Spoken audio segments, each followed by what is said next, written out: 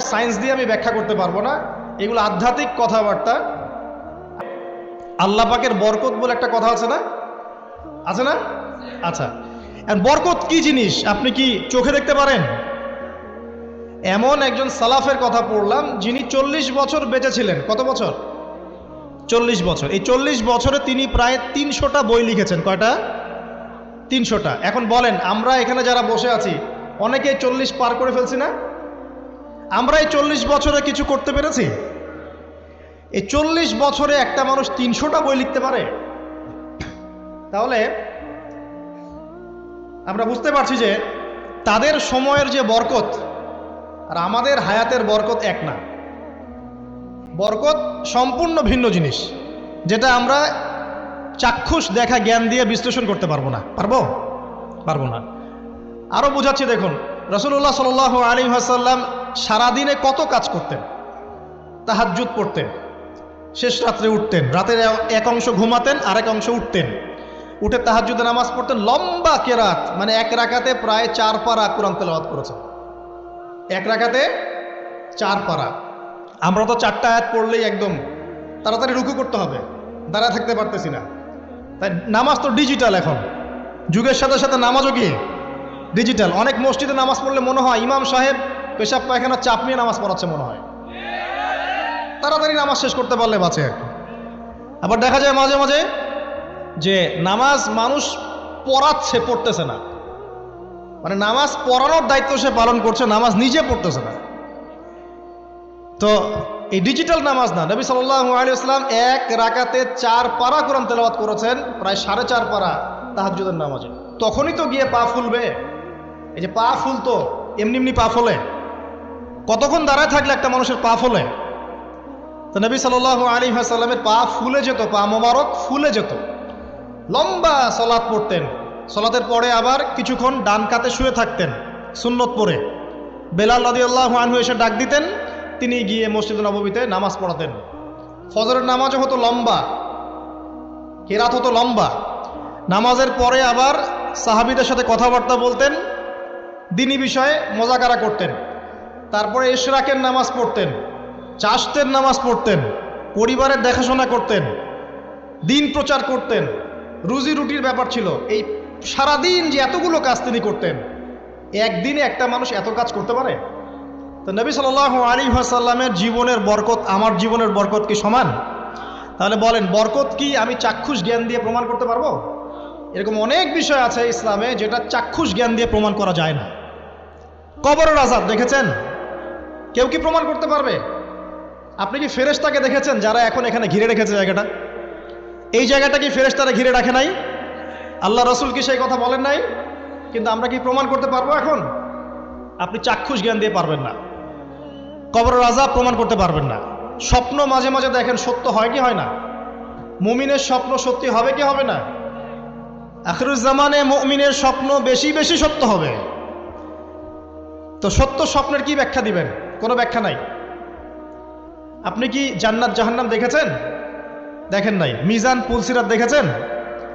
রূহ, আপনার শরীরে একটা রূহ আছে, আত্মা, এটা কি দেখেছেন? এখন এই যে বিষয়গুলো দেখা যায় না, আধ্যাত্মিকত্ব, বারাকা, আল্লাহর নূর, কবরের আযাব, পরকাল, ফেরেশতা, জিনজাতি, তো এগুলোকে আমরা তো বাহ্যিক জ্ঞান দিয়ে ব্যাখ্যা করতে পারবো না। পারবো? তাই বলে কি এগুলোর অস্তিত্ব নাই? বলেন, এগুলোর অস্তিত্ব আছে কি নাই?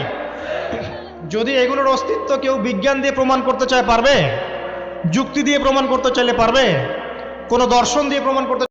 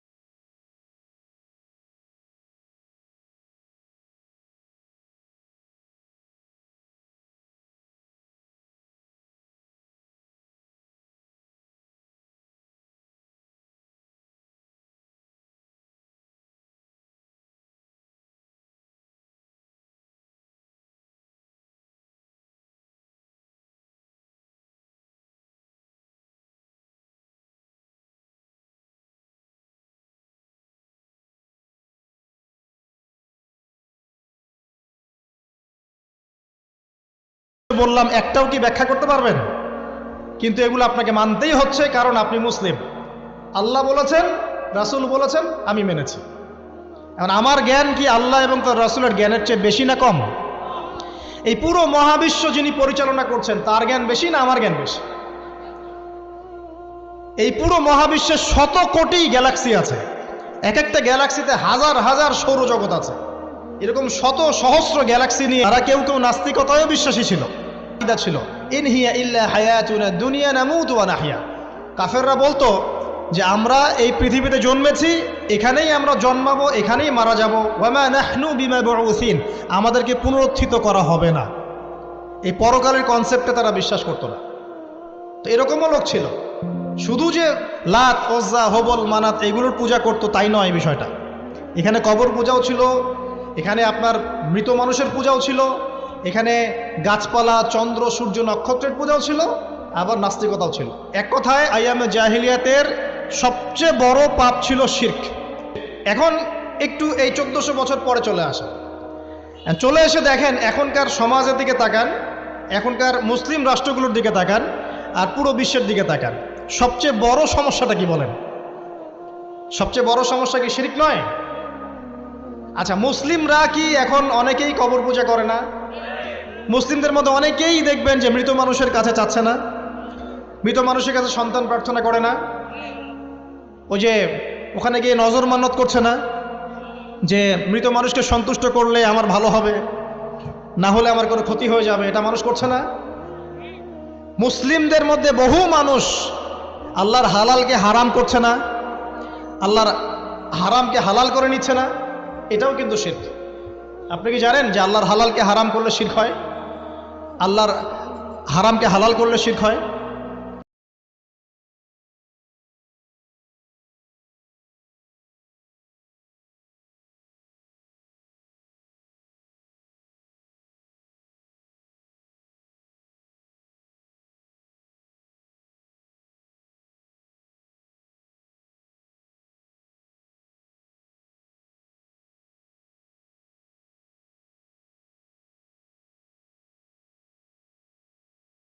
সুদ হালাল না হারাম?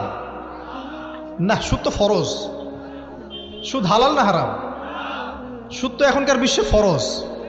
সুদ ছাড়া এই বিশ্ব চলবে না। আপনি ঠিক বলছেন, কিন্তু সুদ ছাড়া এই বিশ্ব চলে না। যে কোনো কিছু করতে গেলে সুদ লাগে।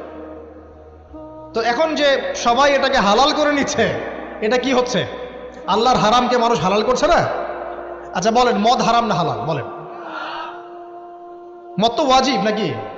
যুব সমাজে তো মদ না খেলে চলেই না। মদ খায় না এমন যুব সমাজের সংখ্যা বেশি না খায় তার সংখ্যা বেশি? কয়টা ছেলে আছে স্মোক করে না? বলেন, কয়টা ছেলে দেখাতে পারবেন যারা স্মোক করে না? এখানে কারা কারা স্মোক করেন না?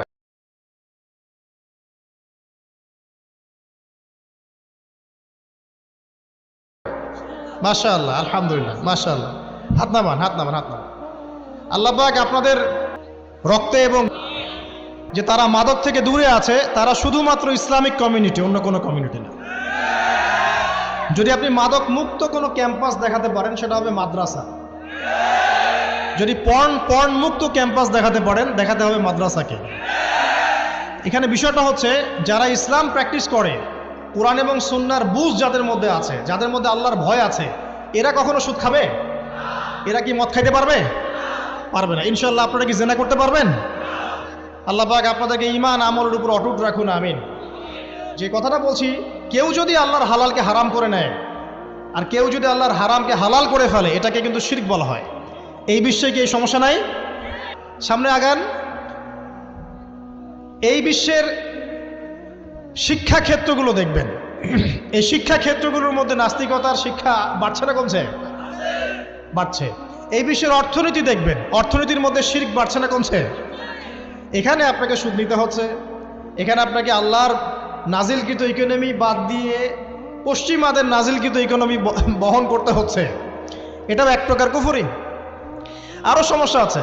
এই বিশ্বের ওয়ার্ল্ড অ্যাফেয়ার্সের দিকে তাকাবেন, দেখবেন বিশ্বের কয়টা জায়গা আপনি আমাকে দেখাতে পারবেন যেখানে মুসলিমদের মধ্যেও আল্লাহ রাব্বুল আলামিনের নাজিলকৃত বিধান দিয়ে বিচার ফয়সালা হচ্ছে? কয়টা দেখাতে পারবেন? তো যেখানে আছে খুব স্বল্প পরিসরে, পুরো বিশ্বের অবস্থা আজকে